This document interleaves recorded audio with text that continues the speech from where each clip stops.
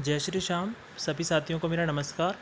जैसे कि आज की वीडियो में मैंने आपके लिए सिंधु घाटी सभ्यता से संबंधित अति महत्वपूर्ण प्रश्नोत्तर बनाए हैं और ये प्रश्न पिछली कई सरकारी भर्तियों में बार बार ये प्रश्न पूछे जाते हैं और इसमें हम आज 250 से 300 प्रश्नों के बीच में हम आज पढ़ेंगे। तो आइए हम शुरू करते हैं पहले प्रश्न के लिए। देखिए, सभी साथियों को मेरा नमस्कार। आइए हम पढ़ते हैं सिंधु घाटी सभ्यता से संबंधित अति महत्वपूर्ण प्रश्नोत्तर। देखिए, प्रश्न नंबर पहला है कि मोहनजोदड़ो की खोज के समय भारतीय पुरातत्व विभाग का प्रमुख कौन था? तो कौन था? उत्तर हो जाएगा इसका जॉन मार्शल। मैंने आपके लिए शॉर्ट में आपको सभी प्रश्नोत्तर बनाए हैं ताकि आप आराम से अच्छे से याद कर सको। सटीक उत्तर है। प्रश्न नंबर दूसरा देखिए, सिंधु घाटी सभ्यता की घोषणा किसने की थी? तो उत्तर क्या हो जाएगा इसका उत्तर हो जाएगा जॉन मार्शल। जॉन मार्शल ने आपको बताया सिंधु घाटी सभ्यता की घोषणा की थी 1924 के अंदर। तो ये हमें ध्यान रखना है। और उसके बाद में देखो, अगला जो क्वेश्चन है, हड़प्पा और मोहनजोदड़ो को किसने जुड़वा राजधानियाँ कहा था? यानी ये जो हड़प्पा संस्कृति है और मोहनजोदड़ो, हड़प्पा आपको पता है कि वर्तमान में पाकिस्तान में है और मोहनजोदड़ो भी पाकिस्तान में है। तो किसने कहा था जुड़वा राजधानियाँ? तो उत्तर हो जाएगा फिगट। किसने कहा था? फिगट। तो ये हमें ध्यान रखना है। फिगट के द्वारा ही यह कहा गया था कि हड़प्पा और मोहनजोदड़ो दोनों जुड़वा राजधानियाँ हैं।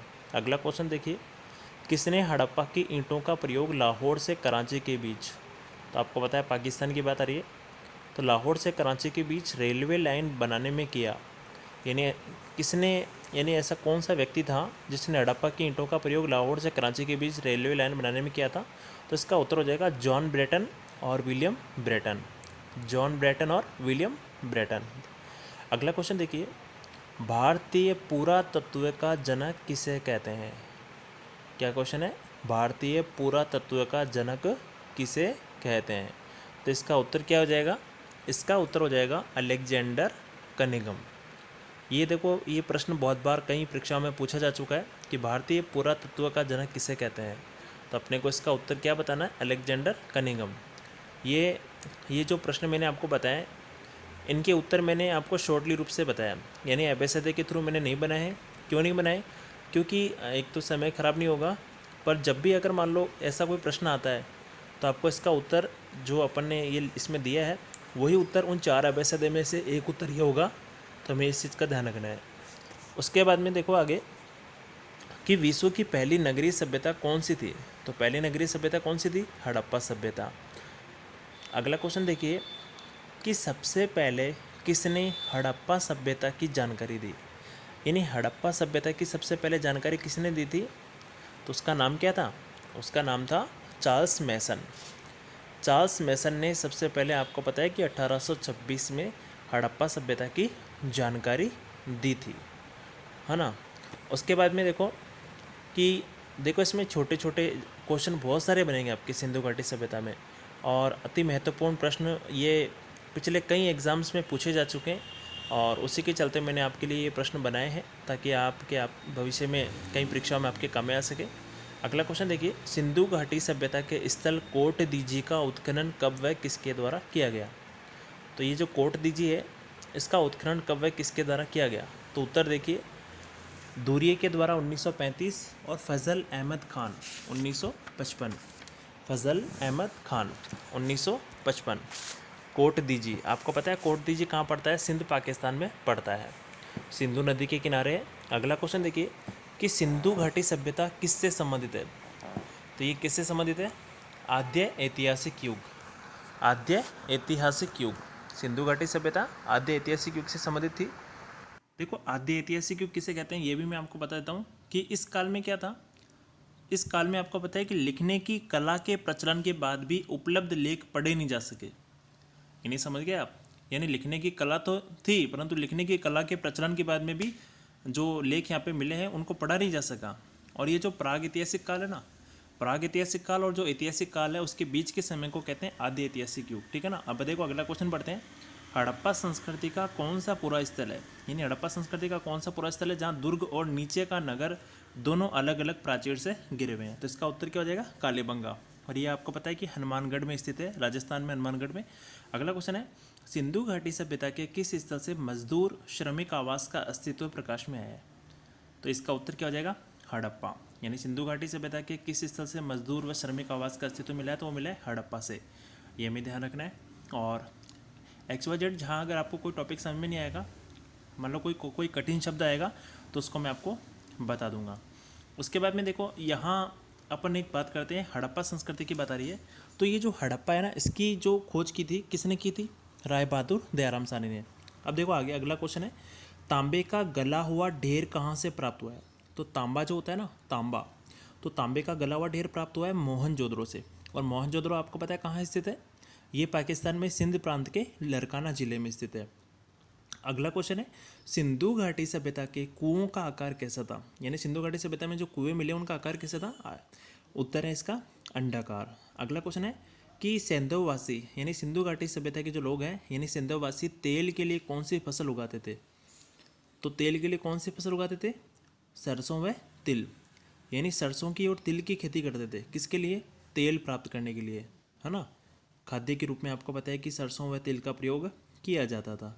और अब देखिए मैं एक चीज़ और आपको बता देता हूँ कि यहाँ ये जो अपन टॉपिक्स पढ़ रहे हैं ना सिंधु घाटी सभ्यता का, तो इसमें आपको पता है कि बहुत सारे छोटे बड़े क्वेश्चन बनते हैं इसमें। चाहे आप राजस्थान बोर्ड की बुक पढ़िए, चाहे NCERT की पढ़िए, है ना, या किसी राइटर की पढ़िए, इसमें आपको प्रश्न मिलेंगे। प्रश्न आपको अलग अलग मिलेंगे पर उत्तर उनका एक ही होगा।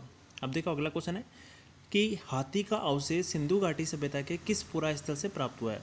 तो आपको पता है कि हाथी का जो अवशेष है वो सिंधु घाटी सभ्यता के मोहनजोदड़ो स्थल से प्राप्त हुआ है। कहाँ से हुआ है? मोहनजोदड़ो से। और अगर मान लो पूछ ले कि हाथी का दांत कहाँ से प्राप्त हुआ है, तो हाथी का दांत कहाँ से प्राप्त हुआ है?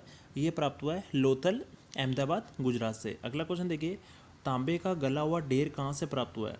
तो ये अभी अपने पढ़ा था कि तांबे का जो गला हुआ ढेर है वो कहाँ से प्राप्त हुआ है? वो प्राप्त हुआ है मोहनजोदड़ो से। ये उसके बाद में मैं आपको एक चीज़ और बताता हूँ कि ये जो मोहनजोदड़ो ना, इसका उत्खनन किसने किया था? इसका उत्खनन किया था राखलदास बनर्जी के द्वारा 1922 में। अगला क्वेश्चन देखिए, सिंधु घाटी सभ्यता का कौन सा स्थल साबरमती व भोगावास नदियों पर स्थित था? यानी सिंधु घाटी सभ्यता का कौन सा स्थल ऐसा था जो साबरमती व भोगावास नदियों पर स्थित था? तो इसका उत्तर हो जाएगा लोथल, गुजरात। लोथल, गुजरात। अगला क्वेश्चन है, सिंधु घाटी सभ्यता में, देखो यहाँ पे कुछ मिसप्रिंट हुआ है। सिंधु घाटी सभ्यता में शवोत्सर्ग की प्रथा थी। यानी शव को आपको पता है कि दफनाने की भी प्रथा थी और शव को आपको पता है कि उसका दाह संस्कार भी किया जाता था। कितने तरीके से? 3 तरह से, जैसे पूर्ण समाधिकरण, आंशिक समाधिकरण और दाहक्रम। यानी आपको पता है कि दाह संस्कार भी किया जाता था। अब ये जो यहाँ बात आ रही है ना कि ये जो दाह संस्कार की बात आ रही है, तो मैं आप चाहूँ तो इसको अच्छे से आपको समझा सकता हूँ। देखिए ये जो दाह संस्कार होता है ना, ये सर्व प्रमुख प्रथा थी। दाह संस्कार क्या थी? सबसे प्रमुख प्रथा थी ये। और ये जो पूर्ण समाधिकरण है ना, पूर्ण समाधिकरण में क्या होता है कि इसमें आपको पता है कि पूरी तरह से शव को भूमि में दफना दिया जाता था। और जो आंशिक समाधिकरण है उसमें क्या होता था? उसमें आपको पता है कि इसमें पशु पक्षियों के खाने के लिए या आपको पता है कि पशु पक्षियों के खाने के बाद में बचे जो शेष भाग होता है ना, उसको भूमि में दफना दिया जाता था। जैसे आपको पता है पारसी धर्म में होता है। पारसी धर्म में आपको पता है कि अपने मृत शरीर को जो होता है वो पशुओं को या पक्षियों को खिला देते हैं। जो शेष बचता है उसको भूमि में दफना दिया जाता है। अगला क्वेश्चन देखिए, सिंधु सभ्यता की जानकारी का प्रमुख स्रोत क्या है? तो इसका उत्तर हो जाएगा पुरातात्विक साक्ष्य। अगला क्वेश्चन है, संप्रति कालीबंगा कहाँ स्थित है? तो संप्रति कालीबंगा कहाँ स्थित है? यानी वर्तमान में कालीबंगा कहाँ स्थित है? तो इसका उत्तर हो जाएगा हनुमानगढ़, राजस्थान। तो ये हमें ध्यान रखना है। अभी से ऊपर वाला क्वेश्चन पढ़ा था ना, सिंधु सभ्यता की जानकारी का प्रमुख स्रोत क्या है? तो ये पुरातात्विक साक्ष्य है ना। प्रमाणों के आधार पर आपको पता है कि इसका प्रमाण मिला है। और उसके बाद में देखो कि हम आगे पढ़ते हैं। जैसे संप्रति कालीबंगा की बात आ रही है ना, हनुमानगढ़ राजस्थान की, तो ये जो कालीबंगा है इसमें भी आपको पता है कि छोटे से बड़े और बड़े से छोटे, इसमें भी आपको बहुत सारे क्वेश्चन मिलेंगे। जैसे जोते हुए खेत के साक्ष्य प्राप्त हुए, कहाँ से प्राप्त हुए? कालीबंगा से। और भूकंप के साक्ष्य कहाँ से प्राप्त हुए? ये भी आपको पता है कहाँ से प्राप्त हुए? ये आपको प्राप्त हुआ है, ये भी कालीबंगा से प्राप्त हुए हैं। भूकंप के साक्ष्य, जोते हुए खेत के साक्ष्य, और इसके साथ साथ आपको पता है कि कालीबंगा जो अर्थ है ना, वो क्या है? वो है काले रंग की चूड़ियाँ। अगला क्वेश्चन देखिए, मोहनजोदड़ो से प्राप्त नर्तकी की मूर्ति किस धातु से बनी हुई है? तो इसका उत्तर क्या हो जाएगा? इसका उत्तर हो जाएगा कांसा। यानी कांसे से निर्मित है, एक है ना, कांसे से निर्मित है। उसके बाद में देखो मैं एक चीज़ और बताना चाहूँगा, ये जो कांसे की जो नर्तकी की जो मूर्ति है ना, ये मूर्ति कला का सर्वश्रेष्ठ नमूना है। और आपको पता है कि अगर अपन इसको देखें तो ये नंगन अवस्था में है, और ये इसको अपन जैसे लुप्त जो मोम होता है ना, मोम पद्धति पर आधारित था। ये किस पर आधारित था? मोम पद्धति पर आधारित था। तो ये हमें ध्यान रखना है।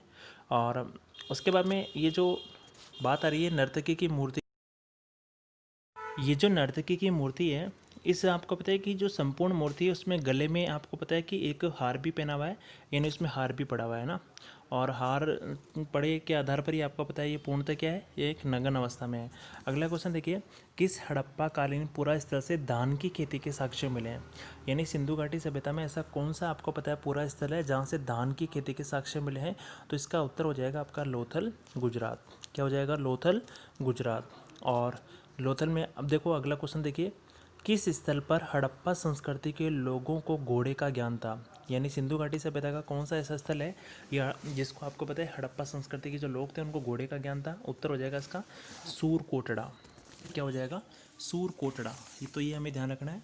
अब आपके दिमाग में ये भी आ रहा होगा कि सूरकोटड़ा कहाँ पर है? तो सूरकोटड़ा आपको पता है कच्छ, गुजरात में पड़ता है ना।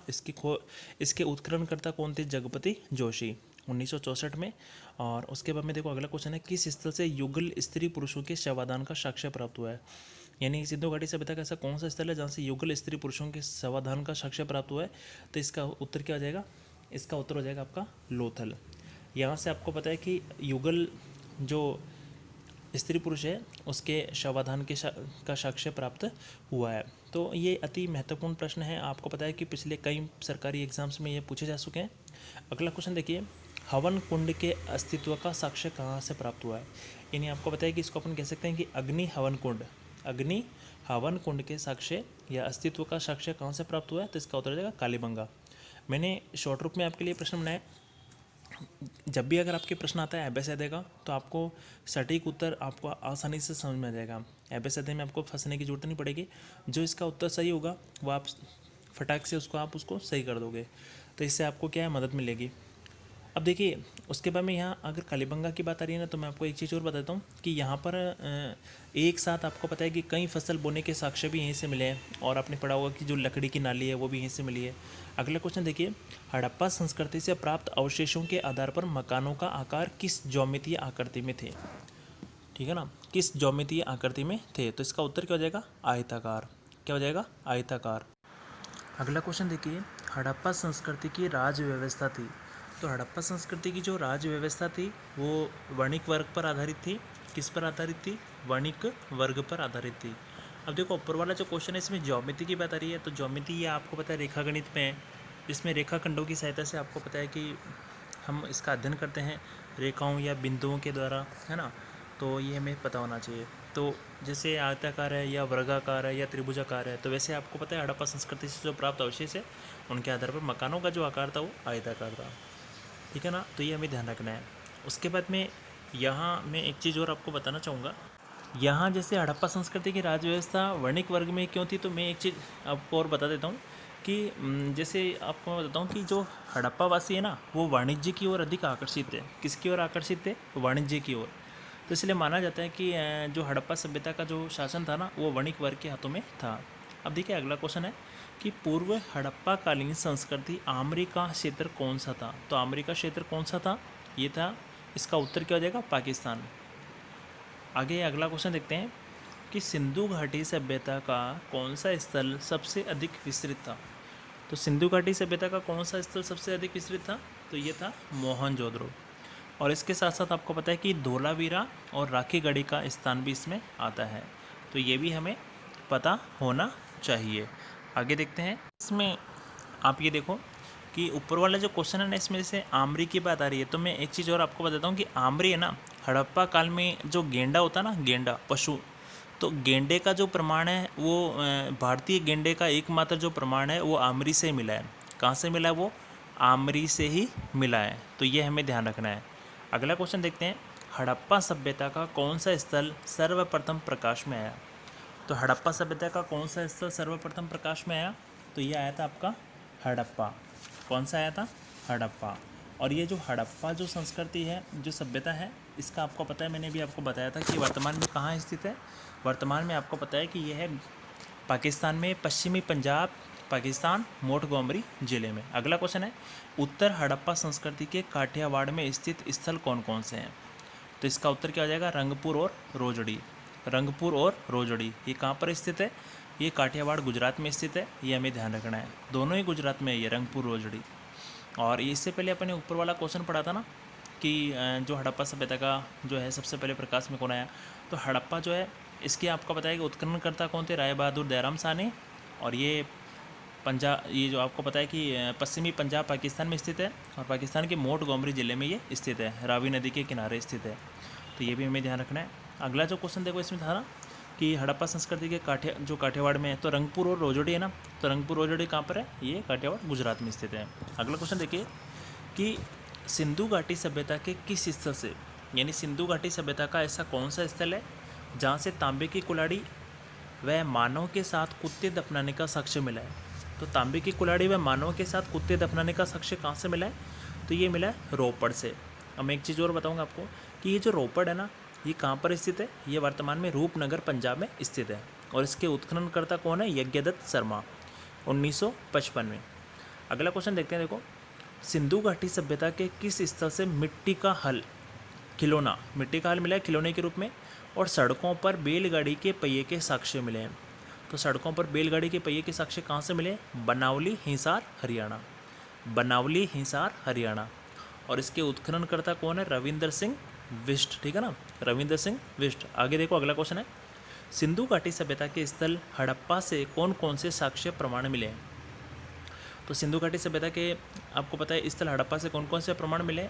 अन्न का भंडार प्राप्त हुआ है यहाँ से, कांसा गाड़ी यानी कांस्य से निर्मित गाड़ी प्राप्त हुई है, पारदर्शी वस्त्र पहने हुए यानी आर पार वस्त्र पहने हुए एक मूर्ति प्राप्त हुई है, गरुड़ चित्रित मुद्रा, गरुड़ से चित्रित क्या मिली है? मुद्रा मिली है, मछुआरे का चित्र मिला है, और शंख का बेल मिला है, शंख का बेल मिला है, और कांस्य दर्पण यानी दर्पण जिसमें हम अपना आईना देखते हैं, तो कांस्य से निर्मित एक क्या प्राप्त हुआ है? कांस्य से निर्मित एक हमें यहाँ से दर्पण प्राप्त हुआ है। अभी मैंने आपको बताया था कि हड़प्पा जो है वो रावी नदी के किनारे है, और राय बहादुर दयाराम साहनी के द्वारा 1921 में क्या की दी थी? 1921 में इसका उत्खनन किया गया था, है ना। तो देखो इसमें बहुत सारे क्वेश्चन बन गए, जैसे इसमें किसी भी तरह से प्रश्न पूछ सकते हैं। अगला क्वेश्चन देखते हैं, सिंधु घाटी सभ्यता के किस स्थल से, यानी सिंधु घाटी सभ्यता का ऐसा कौन सा स्थल है जहाँ से घोड़े की मृण मूर्ति क्या प्राप्त हुई है? घोड़े की मृण मूर्ति और फारस की मोहरें, चालाक लोमड़ी का चिन्ह, हाथी दांत, गोदी बाड़ा और वृत्ताकार तथा चौकोर अग्निवेदिका युग्मित समाधियाँ प्राप्त हुई है। तो सिंधु घाटी सभ्यता का ऐसा कौन सा स्थल है जहाँ से ये सब प्राप्त हुए हैं, साक्ष्य के रूप में, प्रमाण के रूप में प्राप्त हुए हैं? तो ये हमें ध्यान रखना है। तो इसका उत्तर क्या हो जाएगा? इसका उत्तर हो जाएगा लोथल, गुजरात। ये सब यहीं से प्राप्त हुए हैं।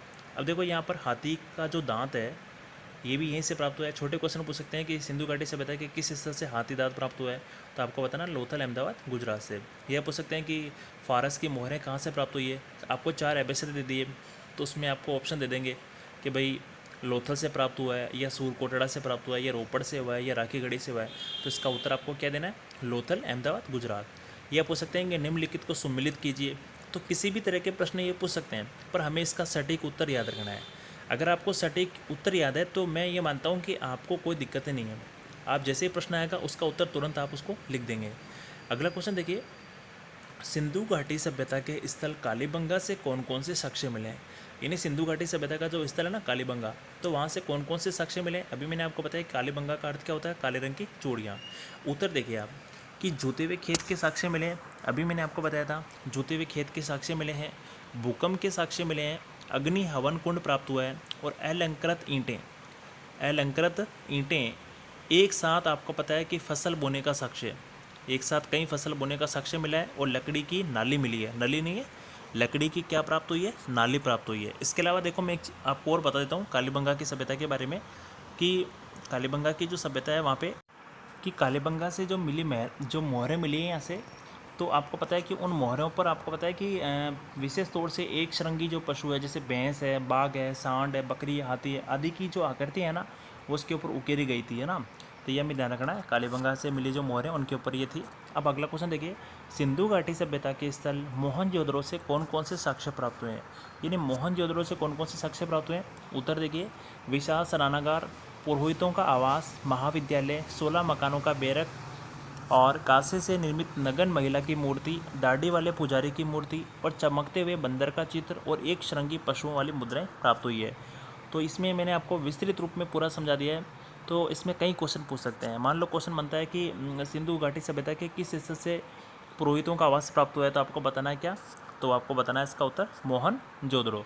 या मान लो पूछ सकते हैं कि दाढ़ी वाले पुजारी की मूर्ति कहाँ से मिली है, या बंदर का चित्र कहाँ से मिला है चमकते हुए। यह पूछ सकते हैं कि एक श्रृंगी पशुओं वाली मुद्राएं सिंधु घाटी सभ्यता के किस स्थल से प्राप्त हुई, तो आपको बताना मोहनजोदड़ो। अगला क्वेश्चन देखिए, वर्तमान में सिंधु घाटी सभ्यता के हड़प्पा और मोहनजोदड़ो स्थल कहाँ स्थित है। यानी वर्तमान में हड़प्पा और मोहनजोदड़ो कहाँ पर स्थित है? तो हड़प्पा कहाँ है, अभी मैंने आपको बताया भी था कि हड़प्पा मोंटगोमरी जिला पश्चिमी पंजाब पाकिस्तान में है। और मोहनजोदड़ो कहाँ स्थित है? मोहनजोदड़ो है लरकाना जिला सिंध प्रांत पाकिस्तान। लरकाना जिला सिंध प्रांत पाकिस्तान। तो ये हमें ध्यान रखना है। और अब देखो, हड़प्पा के बारे में मैंने आपको बताया था कि हड़प्पा की खोज किसने की थी। ये की थी आपके राय बहादुर दयाराम साहनी के द्वारा। कब की गई थी? 1921 में। और जो मोहनजोदड़ो है, इसके उत्खननकर्ता कौन थे? इसके उत्खननकर्ता थे आपके राखलदास बनर्जी की। राखलदास बनर्जी ने आपको बताया कि इसका उत्खनन कब किया था? 1922 में किया था। कब किया था? 1922 में। और मोहनजोदड़ो कौन सी नदी के किनारे स्थित है? यह है सिंधु नदी के किनारे। कौन सी नदी के किनारे स्थित है? सिंधु नदी के किनारे। अब देखो, एक चीज़ और देखिए आप कि ये जितने भी जो प्रश्न मैंने आपके लिए बनाए हैं, इसमें हर स्तर के प्रश्न आपको मिलेंगे। यानी उत्तर सबका एक ही होगा, है ना। प्रश्न अलग अलग हो सकते हैं, प्रश्न तो अलग अलग हो सकते हैं, उत्तर एक ही होगा। जैसे एक ही प्रश्न को अलग अलग तरीके से घुमा के दे दिया तो उसका उत्तर तो एक ही होगा ना। अब देखिए अगला क्वेश्चन क्या है वापस, कि सिंधु घाटी सभ्यता के स्थल हड़प्पा और मोहनजोदड़ो के उत्खनन कब व किसके द्वारा किया गया। यानी हड़प्पा और मोहनजोदड़ो का जो उत्खनन है वो कब व किसके द्वारा किया गया। तो हड़प्पा का उत्खनन किया गया था राय बहादुर दयाराम साहनी के द्वारा 1921 में। और जो मोहनजोदड़ो है, इसका उत्खनन किया गया था किसके द्वारा? राखलदास बनर्जी के द्वारा। और कब किया गया था? 1922 में किया गया था। कब किया गया था? 1922 के अंदर। इसके अलावा देखो, मैं आपको और भी इंपॉर्टेंट चीज़ें बता, जैसे अपने इसमें पढ़ा था कि कौन से नदी के किनारे है या और भी, है ना। तो एक चीज़ और बता देता हूँ कि मोहनजोदड़ो का सबसे महत्वपूर्ण जो सार्वजनिक स्थल है वो कौन सा है? विशाल स्नानागार है। क्या है? विशाल स्नानागार। अगला क्वेश्चन देखते हैं। देखो कि सिंधु घाटी सभ्यता के स्थल हड़प्पा, मोहनजोदड़ो, लोथल, चुनहोदड़ो, कालीबंगा किस नदी के किनारे स्थित है। तो इसमें बहुत सारे क्वेश्चन आ गए। देखो, तो इसमें अलग अलग टुकड़ों में प्रश्न पूछे जा सकते हैं, पर अपन ने इसको विस्तृत रूप में समझ लेते हैं। हड़प्पा जो है वो आपको पता है कि रावी नदी के किनारे है। मोहनजोदड़ो सिंधु नदी के किनारे है। लोथल भोगवा नदी के किनारे है। चुनहोदड़ो सिंधु नदी के किनारे हैं। और कालीबंगा घग्गर नदी के किनारे हैं। तो ये हमें पता होना चाहिए। हड़प्पा आपको पता है कि वर्तमान में पाकिस्तान में है। मोहनजोदड़ो भी पाकिस्तान में है। लोथल गुजरात में है। चुनहोदड़ो सिंध पाकिस्तान में है। और कालीबंगा वर्तमान में राजस्थान के हनुमानगढ़ जिले में स्थित है। तो इसमें ना छोटा क्वेश्चन पूछ सकते हैं आपसे कि लोथल किस नदी के किनारे स्थित है। या मान लो बड़ा क्वेश्चन भी अगर पूछेंगे तो इसमें 4 ऑप्शन दे देंगे आपको और कह देंगे कि निम्नलिखित को सम्मिलित कीजिए, है ना। एक तरफ तो दे दिया आपके सामने, क्या दे दिया कि एक तरफ दे दिया हड़प्पा, मोहनजोदड़ो, लोथल, चुनहोदड़ो और कालीबंगा, और इनके सामने नदियों के नाम दे दिए आगे पीछे, और इनमें से एक नदी ऐसी है जो उसमें सम्मिलित नहीं है। तो ऐसे क्वेश्चन पूछ सकते हैं ये। अगला क्वेश्चन देखिए, सिंधु घाटी सभ्यता के स्थल कालीबंगा के उत्खननकर्ता कौन थे। यानी कालीबंगा का उत्खनन किसने किया था। तो उसका नाम था अमलानंद घोष 1953 में। और ब्रजवासी लाल और बीके थापर के द्वारा 1960 में। तो ये भी हमें पता होना चाहिए। तो छोटे क्वेश्चन के रूप में मैंने ये बनाया है। आप मेरे को कमेंट के माध्यम से बताइए कि आपको ये वीडियो कैसी लगी है और ये आपको प्रश्न कैसे लगे हैं। और शॉर्ट रूप में मैंने ये प्रश्नोत्तर बनाने का मैंने प्रयास किया है, ताकि कम समय में मैं आपको आसानी से आपको ज़्यादा से ज़्यादा प्रश्नोत्तर बता सकूं। बाकी एबीसीडी के द्वारा भी मैं आपको बता सकता था, और आप कहेंगे तो एबीसीडी के द्वारा भी मैं आपको समझाने का प्रयास कर सकता हूं। अब देखिए, इसके बाद में यहाँ बात कालीबंगा की आ रही है। तो कालीबंगा के बारे में अपने पहले विस्तार से पढ़ लिया था। अगला क्वेश्चन देखिए, सिंधु घाटी सभ्यता के किस स्थल से तांबे के उपकरण, यानी सिंधु घाटी सभ्यता का ऐसा कौन सा स्थल है जहाँ से तांबे के उपकरण प्राप्त हुए। हड़प्पा लिपि युक्त मुद्रा प्राप्त हुई है। तो कहाँ से प्राप्त हुई है ये। राखी गढ़ी हिसार हरियाणा। राखी गढ़ी हिसार हरियाणा से आपको पता है कि हड़प्पा लिपि युक्त मुद्रा प्राप्त हुई है और तांबे के उपकरण प्राप्त हुए हैं। अगला क्वेश्चन देखिए, सिंधु घाटी सभ्यता के स्थल राखी गढ़ी किस नदी के किनारे स्थित है? तो राखी गढ़ी किस नदी के किनारे स्थित है? घग्गर नदी के किनारे। कौन सी नदी के किनारे? घग्गर नदी के किनारे। देखो ऐसा है कि मैं इनको ट्रिक के माध्यम से भी आपको याद करा सकता हूँ, बहुत अच्छे से याद करा सकता हूँ, पर मैंने सोचा कि क्यों ना आपको ऐसे ही वीडियो एक बार बना के दिखाया जाए।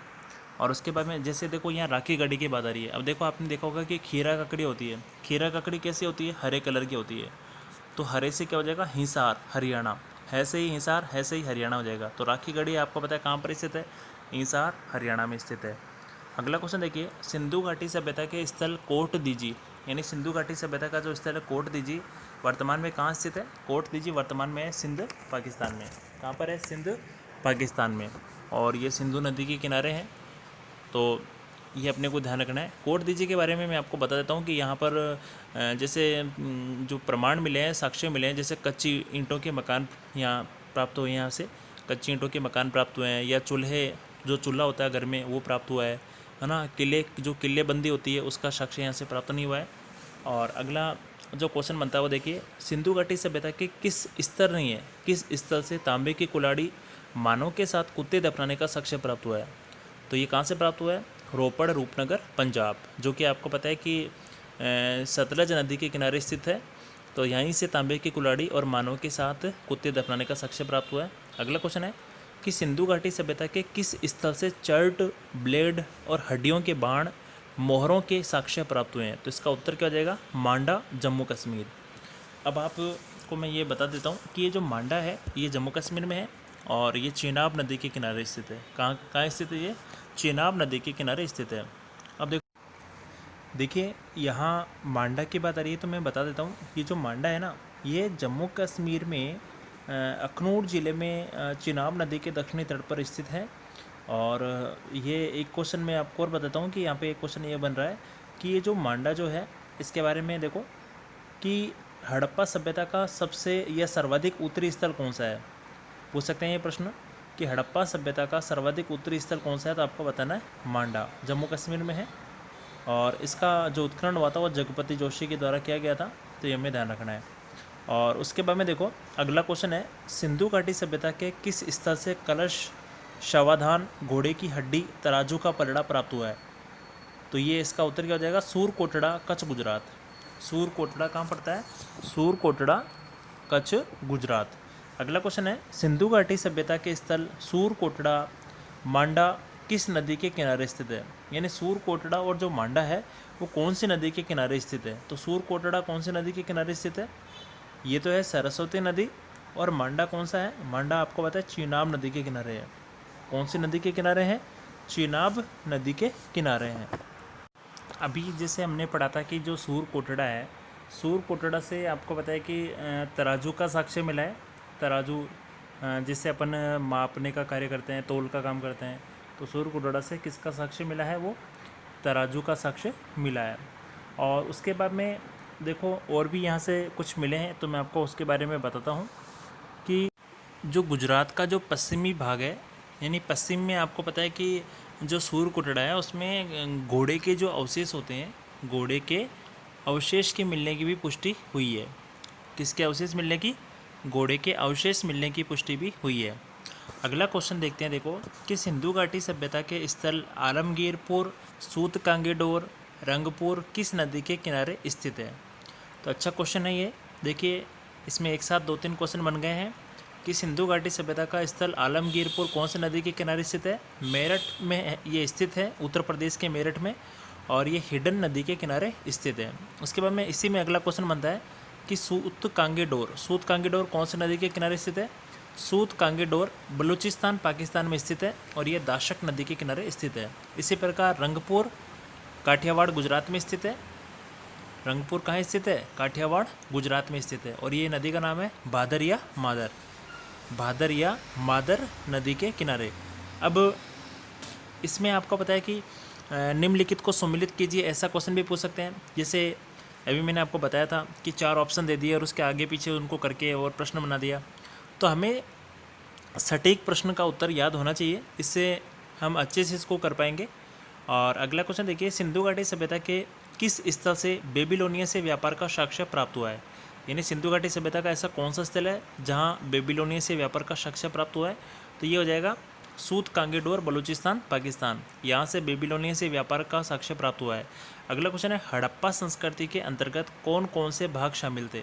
यानी जो हड़प्पा संस्कृति है उसमें कौन कौन से भाग शामिल थे? इस संस्कृति में आपको पता है पंजाब, सिंध, है ना, बलूचिस्तान के साथ आपको पता है कि गुजरात, राजस्थान, हरियाणा और पश्चिमी उत्तर प्रदेश के सीमांत भाग इसमें शामिल थे। तो ये इसके बारे में हमें पता होना चाहिए। और उसके बाद में यहाँ देखो एक चीज़ जो आ रही है ना यहाँ पे, किसकी? सिंधु घाटी सभ्यता की।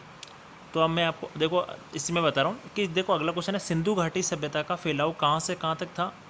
तो उत्तर में जम्मू से लेकर,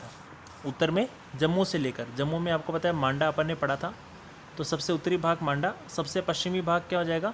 सूत कांगीडोर, और सबसे आपको पता है पूर्वी जो हो जाएगा वो आलमगीरपुर, मेरठ उत्तर प्रदेश, और सबसे दक्षिण में हो जाएगा दैमाबाद। तो उत्तर में जम्मू से लेकर दक्षिण में नर्मदा नदी की मोहानी तक, और पश्चिम में बलूचिस्तान के मकरान तट से लेकर पूर्व में मेरठ तक था। तो ये हमें ध्यान रखना है। तो इस तरह से अगला क्वेश्चन देखिए, सिंधु घाटी सभ्यता के स्थल रोपड़ की खोज कब व किसके द्वारा और किस नदी के किनारे की गई? तो इसकी खोज आपको पता है की गई थी 1955 में यज्ञदत्त शर्मा के द्वारा, और आपको पता है कि ये जो रोपड़ है ये सतलज नदी के किनारे स्थित है। तो इसमें एक साथ ही 2-3 क्वेश्चन बन चुके हैं कि सिंधु घाटी सभ्यता का जो स्थल है रोपड़, उसकी खोज किसने की थी, यानी उत्खनन किसने किया था? तो हो जाएगा यज्ञदत्त शर्मा। अगला क्वेश्चन देखते हैं, देखो हड़प्पा सभ्यता का सबसे उत्तरी स्थल कौन सा था? यानी हड़प्पा सभ्यता का सबसे उत्तरी स्थल कौन सा है? तो इसमें आ जाएगा मांडा, जम्मू कश्मीर के अखनूर जिले में चिनाब नदी के किनारे। ये हड़प्पा सभ्यता का सबसे उत्तरी स्थल था। अगले क्वेश्चन में देखते हैं, सिंधु घाटी सभ्यता के स्थल मांडा का उत्खनन कब और किसके द्वारा किया गया? तो अभी अपन ने जैसे पढ़ा भी था, इसका उत्तर हो जाएगा 1982 में जगपति जोशी व मधुबाला ने करवाया, है ना, जगपति जोशी और मधुबाला ने। तो ये मांडा का उत्खनन और किसके द्वारा? और अभी मैंने आपको बता ही दिया था कि जो मांडा है वो जम्मू कश्मीर में है, और ये किस नदी के किनारे स्थित है? नदी का नाम क्या आ जाएगा? नदी का नाम आ जाएगा चेनाब नदी, और जिला कौन सा हो जाएगा? जिला हो जाएगा आपका अखनूर। कौन सा जिला हो जाएगा? अखनूर जिला। और उसके बाद में देखो हम आगे पढ़ते हैं कि सिंधु घाटी सभ्यता का सबसे दक्षिणी स्थल कौन सा था? तो सिंधु घाटी सभ्यता का सबसे दक्षिणी स्थल कौन सा था? तो उसका नाम था दैमाबाद। कौन सा था? दैमाबाद। और आपको पता है कि ये कहाँ स्थित है? ये महाराष्ट्र के अहमदनगर ज़िले में है, और ये जो नदी का नाम है वो प्रवरा नदी है। तो प्रवरा नदी के बाएं किनारे पर ये स्थित है, और ये जो दैमाबाद है या दैमाबाद जो है वो सिंधु सभ्यता यानी सिंधु घाटी सभ्यता का सबसे दक्षिणी स्थल है। उसके बाद में आगे अपन बात करते हैं, सिंधु घाटी सभ्यता का सबसे पश्चिमी स्थल कौन सा है? तो उसका उत्तर जाएगा सूत कांगीडोर। और नदी कौन सी है? दाशक नदी के किनारे, बलूचिस्तान, पाकिस्तान। तो नदी का नाम क्या बताया मैंने आपको? दाशक नदी के किनारे, और ये सबसे पश्चिमी स्थल है। और इसकी जो खोज है ना वो मार्क ऑरेल स्टाइन ने की थी, मार्क ऑरेल स्टाइन के द्वारा की गई थी। और हड़प्पा जो संस्कृति का जो संपूर्ण क्षेत्र है वो त्रिभुजाकार है। कैसा है वो? त्रिभुजाकार। और इसका जो क्षेत्रफल था वो कितना था? अपन ने पढ़ा था 13 लाख वर्ग किलोमीटर में, और वर्तमान में पूछे तो 16 लाख वर्ग किलोमीटर है। अगला क्वेश्चन देखिए, सिंधु घाटी सभ्यता के स्थल मोहनजोदड़ो से प्राप्त विशाल स्नानागार का उपयोग वहाँ के लोग किस रूप में करते थे? तो सिंधु घाटी सभ्यता में जो विशाल स्नानागार मिला था उसका उपयोग किसके रूप में करते थे? तो वो करते थे सार्वजनिक रूप से धर्म अनुष्ठान संबंधी स्नान के लिए, यानी धर्म अनुष्ठान स्नान के लिए। जैसे आज हमारे भारतीय संस्कृति में कई प्रकार के पवित्र स्थान हैं जहाँ आपको पता है कि वो स्नान के लिए जाते हैं ना, जैसे हरिद्वार वगैरह है, पुष्कर वगैरह है, और भी ऐसे हैं जैसे प्रयागराज है, नासिक है ना, जहाँ कुंभ का मेला लगता है। अब देखो अगला क्वेश्चन है, सबसे पहले कपास पैदा करने का श्रेय किस सभ्यता के लोगों को जाता है? यानी सबसे पहले कपास पैदा करने का श्रेय किस सभ्यता के लोगों को जाता है? तो इसका उत्तर हो जाएगा सिंधु घाटी सभ्यता। क्या हो जाएगा? सिंधु घाटी सभ्यता। तो उसके बाद में देखते हैं, देखो अभी इसके बारे में मैंने आपको पहले बताया था कि यहाँ कपास की बात आ रही है, तो यूनानियों ने आपको पता है इसको क्या नाम दिया था? यूनान के लोगों ने इसे सिंडन कहा था। किसको? कपास को। यूनान के लोग इसे क्या कहते थे? सिंडन। अगला क्वेश्चन है, देखो ये आ गया है कि यूनान के लोग कपास को किस नाम से पुकारते थे? सिंडन के नाम से। अगला क्वेश्चन है, सिंधु घाटी सभ्यता के किस स्थल से चावल के उत्पादन के साक्ष्य प्राप्त हुए हैं? यानी सिंधु घाटी सभ्यता में ऐसा कौन सा स्थल है जहाँ से चावल के उत्पादन के साक्ष्य प्राप्त हुए हैं? तो इसका उत्तर क्या हो जाएगा? इसका उत्तर है लोथल और रंगपुर। लोथल और रंगपुर। लोथल और रंगपुर है। उसके अलावा मैं आपको बताता हूँ कि लोथल और जो सौराष्ट्र है ना, लोथल गुजरात में है और रंगपुर भी आपको बताना चाहिए काठियावाड़ गुजरात में ही है। तो लोथल से और सौराष्ट्र से किसके साक्ष्य प्राप्त हुए हैं? लोथल और सौराष्ट्र से बाजरे की खेती के साक्ष्य भी प्राप्त हुए हैं। तो ये अलग से क्वेश्चन बनता है, पूछ सकते हैं कि बाजरे की खेती के साक्ष्य कहाँ से प्राप्त हुए हैं? तो आपको बताना है लोथल और सौराष्ट्र। अगला क्वेश्चन देखते हैं। देखो, सिंधु घाटी सभ्यता के किस स्थल से सूती कपड़े का एक टुकड़ा मिला है तथा कई वस्तुओं पर कपड़े की छाप देखने को मिलती है? अच्छा क्वेश्चन है। तो सिंधु घाटी सभ्यता के आपको पता है कि इस स्थल का नाम है मोहनजोदड़ो। क्या नाम है? मोहनजोदड़ो, जहाँ से आपको पता है कपड़े का एक टुकड़ा मिला है और कपड़े की छाप भी इसके ऊपर देखने को मिली है कई वस्तुओं पर। अगला क्वेश्चन है, हड़प्पा के लोग कांसे का निर्माण किन धातुओं को मिला करके करते थे? तो किससे करते थे? तांबा और टिन से करते थे। तांबा प्लस टिन। अब जैसे इसको याद करना है, काटता, आप याद कर लो, काटता, काटता, तो का से कासा, टे से टिन और ता से तांबा, यानी टिन प्लस तांबे से मिला करके क्या बनाते थे? ये बनाया करते थे कासा। यानी याद करने के कई तरीके हैं, ट्रिक्स के माध्यम से अपन याद कर सकते हैं, पर ज़्यादा ट्रिक के माध्यम से भी हम कंफ्यूज होंगे, इसलिए ट्रिक भी ज़्यादा कुछ काम की नहीं है। अगर कुछ लोग कहते हैं ना कि अच्छे से समझाया हुआ, ट्रिक के माध्यम से समझाया, तो ट्रिक से याद तो हो जाएगा, परंतु ज़्यादा ट्रिक बनाने से कन्फ्यूज़न होता है। जैसे मैंने भी आपको बताया कि कांसा बनता है तांबा और टीन से, तो वैसे ही एक चीज़ मैं आपको और बताता हूँ। जैसे पीतल है, तो पीतल किससे बनता है? पीतल आपको पता है कि आप याद कर सकते हो, पीताजा, तो ताजा, तो पीताजा से क्या हो जाएगा? पी से पीतल, ता से तांबा और जस्ता, यानी तांबा और जस्ते को मिला करके क्या बनाया जाता है? तांबा और जस्ते को मिला करके पीतल बनाया जाता है। अगला क्वेश्चन देखते हैं। मिट्टी और कांसे की 2 पहिए वाली खिलौना गाड़ी एवं 4 पहिए वाली खिलौना गाड़ी कहाँ से प्राप्त हुई है? तो इसका उत्तर क्या हो जाएगा? मोहनजोदड़ो से 2 पहिए वाली खिलौना गाड़ी और चुनहोदड़ो से 4 पहियों वाली खिलौना गाड़ी प्राप्त हुई है। तो इसमें 2 प्रकार के क्वेश्चन हैं कि 2 पहिए वाली खिलौना गाड़ी कहाँ से प्राप्त हुई है? तो वो प्राप्त हुई है मोहनजोदड़ो से। और मान लो पूछ लेते हैं कि 4 पहियों वाली खिलौना गाड़ी कहाँ से प्राप्त हुई है? तो आपको बताना है चुनहोदड़ो से। कहाँ से? चुनहोदड़ो से। तो कोई ज़्यादा डिफरेंट नहीं है, आप इसको अच्छे से याद कर सकते हैं। और अभी जैसे अपन ने पढ़ा भी था कि चुनहोदड़ो कहाँ पर है? चुनहोदड़ो कहाँ है? चुनहोदड़ो पाकिस्तान में है। कहाँ पर है? पाकिस्तान, सिंध पाकिस्तान में। और उसके बाद में अगला क्वेश्चन देखते हैं। सिंधु घाटी सभ्यता के काल में पोत किसको कहते हैं? आपको पता है कि जो जहाँ जहाज़ ठहरते हैं, या आपको पता है कि जहाँ जहाज़ों को बनाया जाता है, तो पोत निर्माण नावों द्वारा समुद्री व्यापार होने की पुष्टि कहाँ से प्राप्त हुई है? तो इसका उत्तर क्या हो जाएगा? लोथल से प्राप्त गोदीबाड़ा के साक्ष्य से। ये साक्षर नहीं है, साक्ष्य यानी प्रमाण से। तो लोथल से आपको पता है प्राप्त गोदीबाड़ा के साक्ष्य से क्या प्राप्त हुआ है? तो ये आपको पता है कि यहाँ पोत निर्माण यानी जहाज़ों का निर्माण किया जाता था, नावों के द्वारा समुद्री व्यापार होने की पुष्टि यहाँ से प्राप्त हुई है। तो ये हमें ध्यान रखना है। और उसके बाद में देखो, अगला जो टॉपिक्स है उसके बारे में हम चर्चा करेंगे। जैसे अभी मैं एक चीज़ और बताता हूँ आपको कि यहाँ लोथल की बात आ रही है, तो ये जो लोथल है ना, ये अहमदाबाद गुजरात में पड़ता है, और इसके जो उत्खनन करता है वो कौन है? रंगनाथ राव। क्या नाम है? रंगनाथ राव। और लोथल आपको पता है भोगवा नदी के किनारे स्थित है। अगला क्वेश्चन देखते हैं। मेसोपोटामिया की सभ्यता के पुरालेखों में किन 2 व्यापारिक केंद्रों का उल्लेख मिलता है? मेसोपोटामिया की सभ्यता के पुरालेखों में किन 2 व्यापारिक केंद्रों का उल्लेख मिलता है? तो इसका उत्तर हो जाएगा दिलमून और माकन। दिलमून और माकन, यह दोनों मेसोपोटामिया और मेलुहा के मध्य में स्थित है। और दिलमून की पहचान किसके रूप में की जाती है? दिलमून की पहचान की जाती है फारस की खाड़ी के बहरीन से की जाती है। तो दिलमून की संज्ञा आपको पता है किसको दी गई है? बहरीन को। किसे दी गई है? बहरीन को।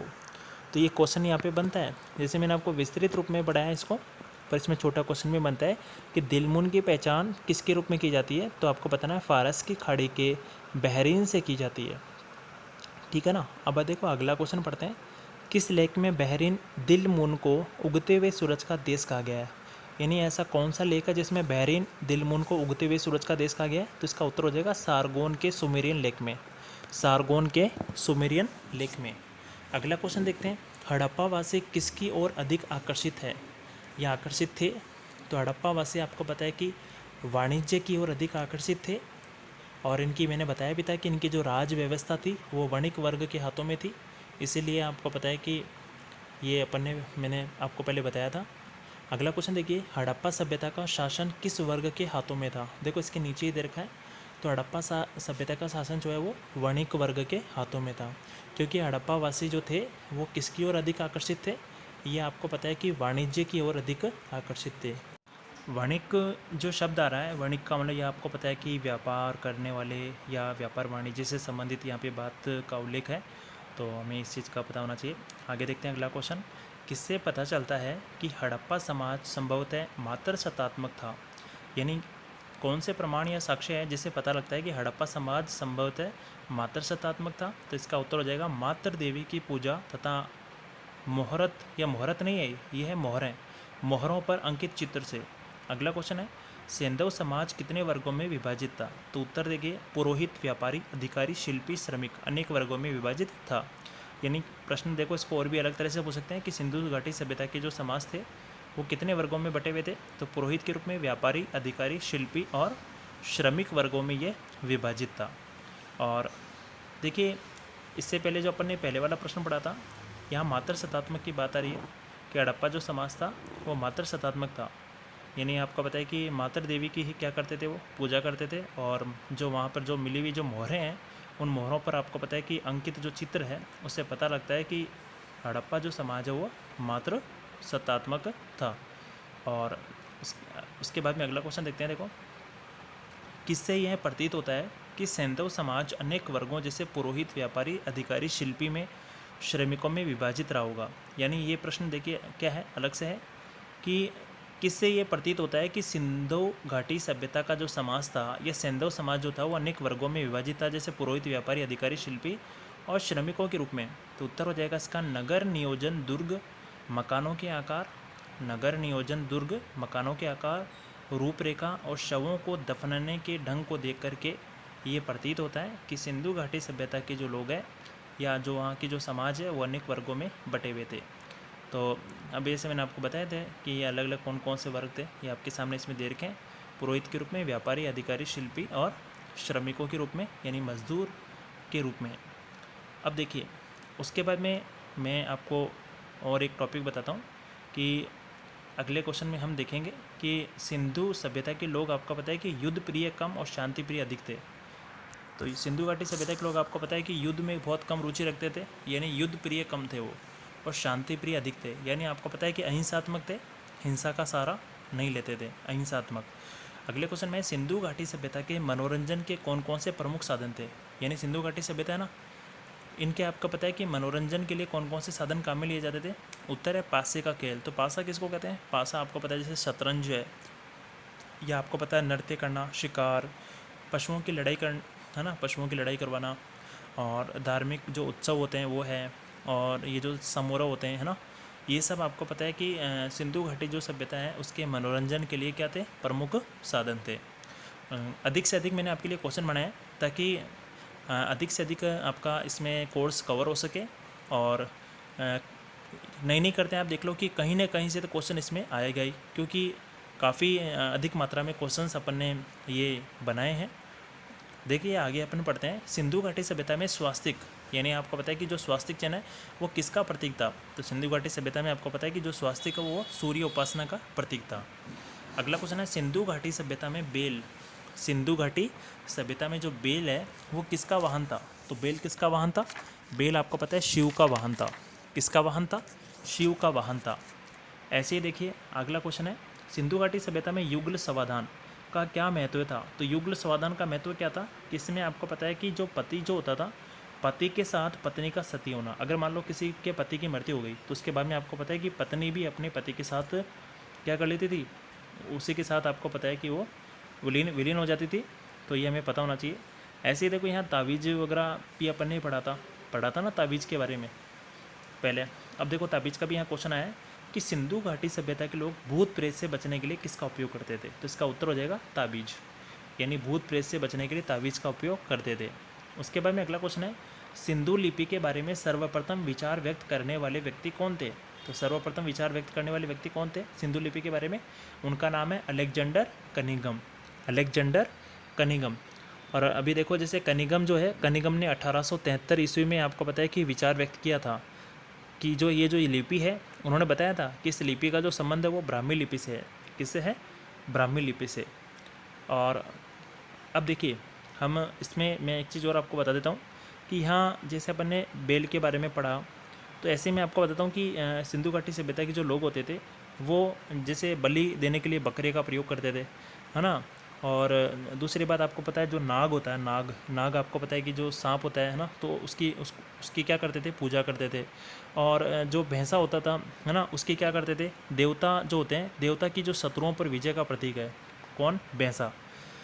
अगले क्वेश्चन में देखते हैं कि सिंधु लिपि को पढ़ने का सर्वप्रथम प्रयास कब व किसने किया। यानी सिंधु जो लिपि है उसको पढ़ने का सबसे पहले प्रयास किसने किया था? वो किया था 1925 में एल.ए. वेडेल ने क्या किया था? सिंधु लिपि को सबसे पहले पढ़ने का प्रयास किया था। अगला क्वेश्चन है, हड़प्पाई लिपि का सबसे पुराना साक्ष्य कब मिला? तो इसका उत्तर हो जाएगा 1853 में।